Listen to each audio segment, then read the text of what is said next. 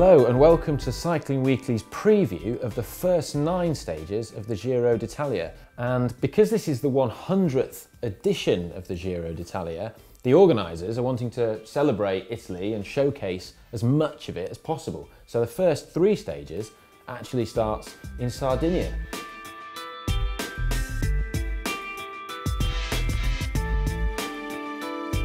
So being a sprinter stage, the opening stage, the jerseys at stake, who are the contenders for this stage and potentially the first Maglia Rosa? There's not a massive field of sprinters at the Giro this year. I mean, I think you'd have to say the sort of plum picks for that first stage would be Andre Greipel, Fernando Gaviria. Yeah, and probably Caleb Ewan, I would say. You've got other people such as Giacomo Nizzolo, but there are certainly quite a few names who could take pink on that first day. Following stage 1, stage 2 goes from Olbia, which is where stage 1 finishes, to Tortoli.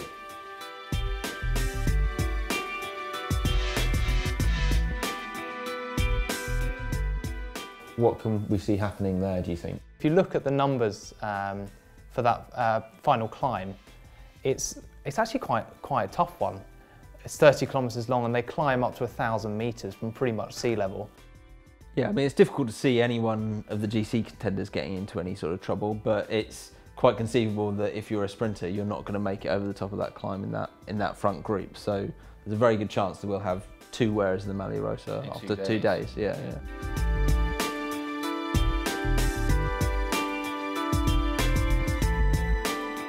I've noticed on stage 3 and some of the other stages that come later on is there seems to be a lot of large portions of the route on coastlines. Crosswind could play a significant role in some of those stages as well. So that's where your team comes into it, really, isn't it? If you're a GC contender and you're not the most confident in crosswinds, I'm thinking like Nairo Quintana, smaller climbers, Domenico Pozzovivo, that's where your team has got to be there and they've got to protect you. So it'll all be about good positioning if the wind is blowing. It doesn't look, just on these first stages as a whole, that there's really any moment where the GC guys can actually relax and have a day where they can totally chill out, because looks like there's dangers on every stage. You could argue that's kind of the hallmark of the Giro. It tends to be a much less controlled race than the Tour de France, and perhaps more so, as you say, more so perhaps this year than other years. There isn't really a day when you can kind of sit back and relax. So after the first 3 stages on Sardinia, we have the first rest day, sort of an enforced rest day for travelling, and then the race moves to Sicily, yes, which is Nibali's neck of the woods. Yes, actually stage 5 actually ends in Messina, where Nibali's from. Takes his nickname, the Shark of Messina. Exactly. Stage 4 is the big one on Mount Etna, which is the first summit finish of the race.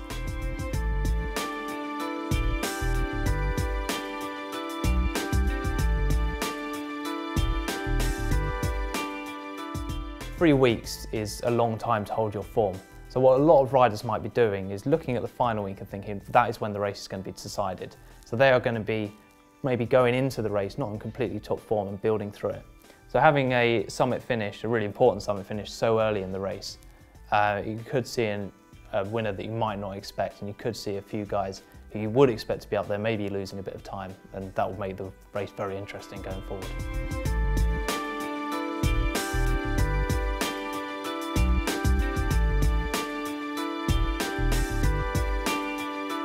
The next stage finishes in Messina, which is, as you were saying, Vincenzo Nibali's hometown.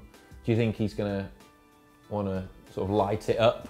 It's a flat stage, but do you think he's going to? No. I think Nibali's a bit too canny to be wasting efforts on stage 5 to try and win a sprint that he won't win. Is he going to be really keen to be in pink or some kind of jersey for that stage? Do you think that's an added incentive for him at Etna? Maybe, but I doubt you would want to be in that position. He might like to be in pink, but I don't think we're going to see him going for a stage win.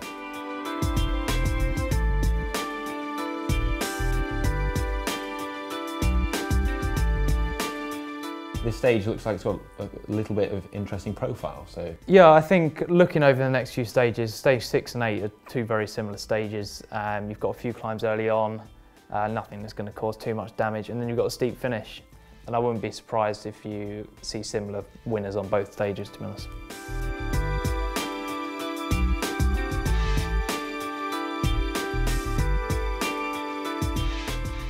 So stage 9 actually has a rather ominous looking finish up a climb called the Blockhouse. This is a really hard climb, 13 kilometres at 9 or 10%. It's a tough one, and it comes before a rest day, so the riders won't be thinking, oh, I've got to save myself for tomorrow. This will be a flat stage and then a big old charge up to a summit finish. It's a bit difficult to sort of predict how selective this is going to be, because most mountain stages you expect a lot of light climbs before a summit finish like this, but this is pretty much plan flat and then, as you say, a sort of charge. It's actually interestingly the climb where Eddie Merckx kind of kicked off his GC career, winning here in 1967. Good stat. To go on to win the Giro. So if you do win here, you get to be in some pretty rarefied company. It's quite a long climb, but I don't think we'll see any action until right at the end. Team Sky, Bahrain Merida will both hope to have 8 guys in front of Vincenzo Nibali and Geraint Thomas. It's going to be a real test of team strength. They're going to go up it very quickly with all their teammates in front of them. And I think this will probably be the first real GC kickoff of the race.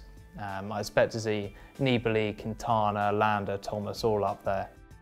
I think it'll be particularly interesting to see how the likes of Nibali, Quintana, those kind of attacking smaller climbers do against the Tom Dumoulin or someone on something like this, because essentially it is a large warm-up and then a very difficult time trial up to the top of a mountain. Guys like Dumoulin, like Thomas as well, they know that if Quintana or Nibali shoot off, that they can just stay on the same effort. The gradient's not going to ease off or steepen up, and they will be able to chase it back. Which team do you think is the strongest and will sort of be able to dominate more on this climb? When you talk about strong teams, my eyes always kind of look towards Sky, because famously they've had strong teams in Grand Tours.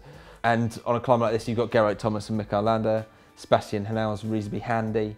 Lopez, you know, you could do a lot worse than a lineup like that. I'm actually going to look at Bahrain Merida. Vincenzo Nibali has got a really strong team behind him. He's got guys like Valerio Agnoli, has been with Nibali for years, and has been a key domestique for years. Konstantin Svitsov, former Sky rider, has worked for Froome and Wiggins in the past. Navadauskas, Pelazzotti, Boiro, they're all the sort of guys who can, well, Pelazzotti's one for the mountains, Boiro can do everything. Strong time trialist, strong on the flats, strong in the first half of climbs, and that is a really strong team. And then they've got Visconti, who will do his own thing, but we'll see. So, end of stage 9, right? Who are your predictions for who is going to be in pink? I'm going to go for Vincenzo Nibali. I think he's going to be really fired up on that first summit finish in Sicily. And he's going to be in great form in the first week, and he's going to be in pink at the end of stage 9. Vern? I'm going to go with everyone's favourite Welshman, Geraint Thomas. He's been in pretty good form running into this race, and I think Sky are not afraid to try and take a jersey early and defend it. And I kind of think these kind of climbs will suit him, so I fancy his chances. I'm going to go with Quintana. Okay, all that remains is for me to say thanks for watching, and join us next time for the second week of the race.